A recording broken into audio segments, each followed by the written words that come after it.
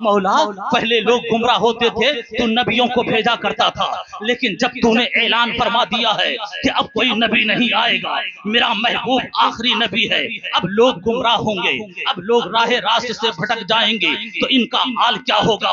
इनकी रहबरी का काम कौन करेगा? इनकी सरबराही का काम कौन करेगा? इनकी तबलीग कौन करेगा? इनको राह रास्त कौन दिखाएगा? तो गैब से आवाज आती है, घबराने की जरूरत नहीं है। पहले लोग गुमराह होते थे, नबियों को भेजा जाता था, अब जब लोग गुमराह होंगे, नबी को नहीं भेजा जाएगा, उलमा को भेजा जाएगा, सोलहा को भेजा जाएगा, औलिया को भेजा जाएगा। मेरे नबी ने इरशाद फरमा दिया, औलिया उम्मती कांबियाए बनी इस्राइल। ऐ लोगों सुन, फरमाया चांद के अंदर चांदनी रखी, चांद के सितारों के अंदर जगमगाहट रखा, गोया कि कायनात में मुख्तलिफ अशिया को वजूद बख्शा। इन अशिया को वजूद बख्शने का मकसद क्या था? अल्लाह ने ऐलान फरमा दिया कि इन सारी चीजों को पैदा करने का मकसद ये था कि इंसान इन सारी चीजों में गौर करे, गौर करने के बाद माबूदे हकीकी यानी अपने खालिक को, मालिक को पहचान ले। लेकिन नतीजा इसका बरअक्स होने लगा। अल्लाह ने चांद के अंदर चांदनी रखी, सूरज की शुआओं में तपिश रखी, दरिया के अंदर तुगयानी रखी, सितारों के अंदर जगमगाहट रखा, हवाओं के अंदर कुव्वते कशिश रखी। ये सारी चीजें रखी ताकि इन सारी चीजों में गौर करके इंसान खुदा को पहचाने। लेकिन नतीजा इसका उल्टा ये हुआ कि लोग इन चीजों में जब गौर करने लगे, किसी ने सितारे की जगमगाहट को देखा, चांद की चांदनी को देखा, सूरज की शुआओं को देखा, दरिया की रवानी को देखा, पहाड़ के इस्तेहकाम को देखा, तो इन सारी चीजों में गौर करने के बाद एक खुदा को पहचानने के बजाय इन्हीं के सामने माथा टेकने लगे।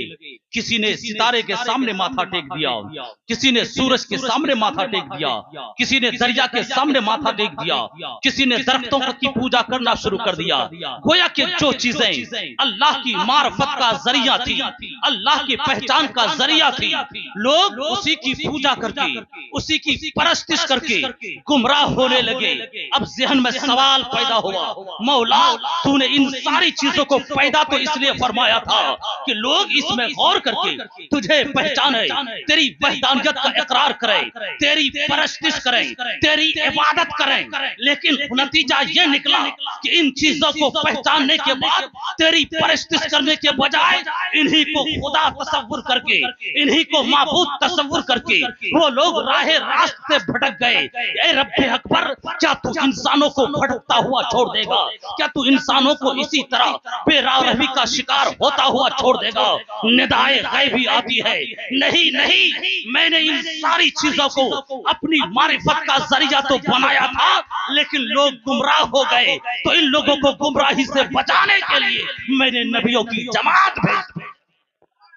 जब इंसान गुमराह होने लगे, जब इंसान राह रास्त से भटकने लगे, जो चीजें अल्लाह की मारिफत का जरिया थी, उन्हीं चीजों को लोग माबूद तसव्वुर करके गुमराह होने लगे, तो अल्लाह ने नबियों की जमात को भेजना शुरू कर दिया।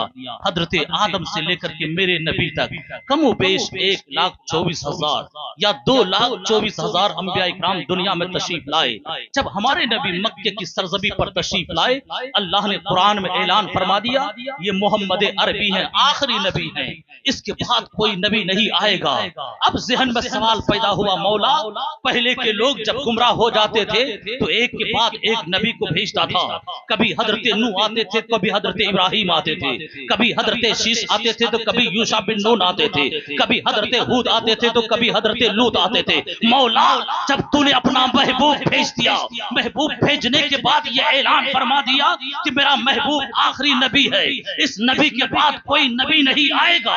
मेरे नबी ने भी ऐलान फरमा दिया, अना खातमुन नबी ला नबी बादी, मैं आखिरी नबी हूँ, मेरे बाद कोई नबी नहीं आएगा।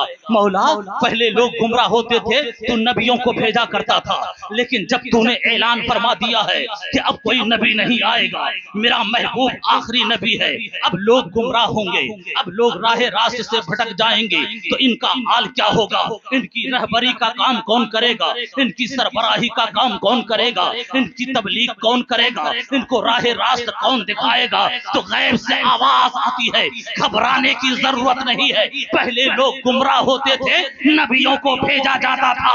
अब जब लोग गुमराह होंगे, नबी को नहीं भेजा जाएगा, उलमा को भेजा जाएगा, सोलहा को भेजा जाएगा, औलिया को भेजा जाएगा। मेरे नबी ने इरशाद फरमा दिया, औलिया उम्मती काम्बियाए बनी इस्राइल। ऐ लोगों सुनो सुनो, जो काम बनी अंबिया इस्राइल के अंबिया अंजाम दिया करते थे, वो मेरी उम्मत के औलिया। वाह, नारे तकबीर, नारे रिसालत, उनसे मखदूम समना, मसल के आला हजरत।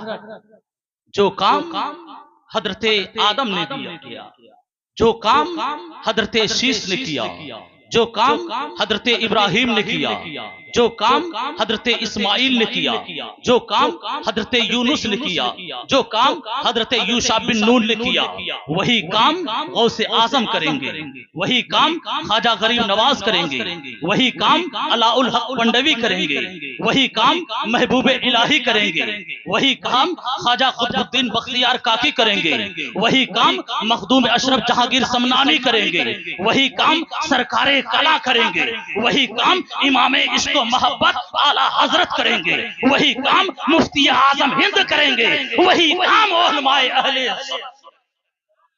इसलिए कहा गया कि उलमा उम्मती, या कहीं कहा गया औलिया उम्मती का अंबियाए बनी इस्राइल।